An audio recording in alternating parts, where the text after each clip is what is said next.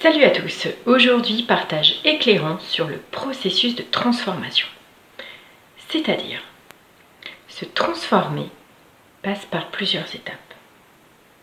La première, souvent, un désir de transformation passe par une envie, un désir.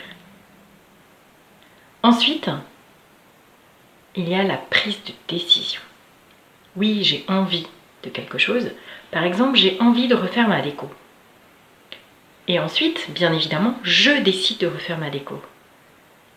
Mon conseil, quand on prend une décision, pour que cette décision soit vraiment ancrée, actée, il faut la prendre au présent. C'est je décide de transformer ma pièce, je décide de me mettre au sport, je décide de m'inscrire au club de théâtre. Et je l'incarne, je le visualise, j'imagine déjà ma pièce transformée. Je m'imagine dans ces cours de théâtre. J'imagine ma transformation personnelle. Et pas il se pourrait que je vais essayer de... Non, c'est je le fais et je le fais maintenant.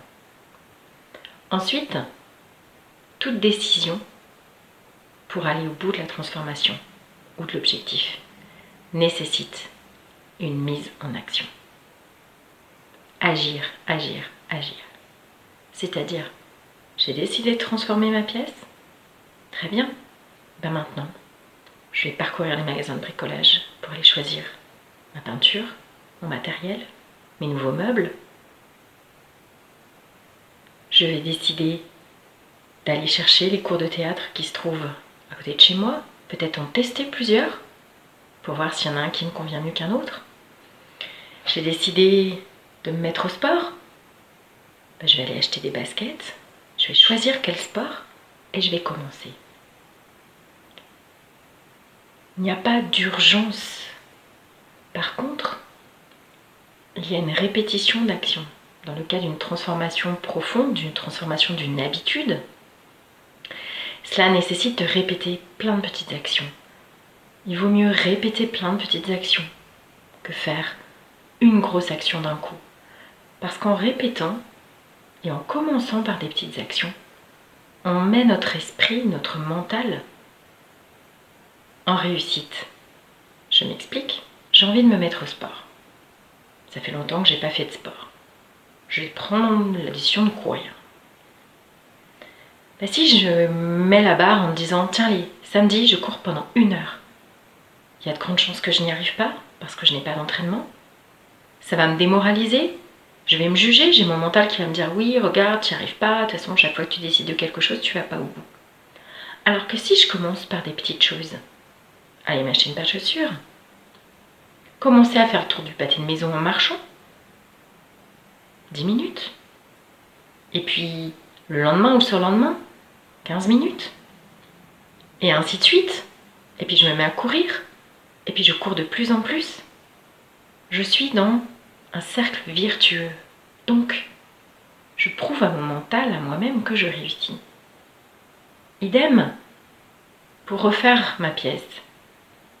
Je ne peux pas tout faire d'un coup. Mais je vais y aller par logique. Allez, on va commencer la première étape. Allez, acheter le matériel. Deuxième étape. Je vais commencer à préparer ma peinture. Troisième étape. Je vais faire ma peinture. Et ainsi de suite. Donc, les actions nécessitent aussi des choix. Qu'est-ce que je choisis de faire? Et ensuite, la transformation va avoir lieu. Alors, il y a des transformations qui vont être rapides, puis il y a des transformations qui vont mettre plus de temps. En résumé, de l'envie, le désir à la transformation, il y a plusieurs étapes. La première, je décide au présent et en incarnant ma décision. Peut-être même en m'engageant auprès d'une personne. Si m'engager auprès de moi-même n'est pas suffisant. Deuxièmement, je passe à l'action et je ferai des actions choisies, stratégiques. Est-ce que cette action, elle est judicieuse ou pas?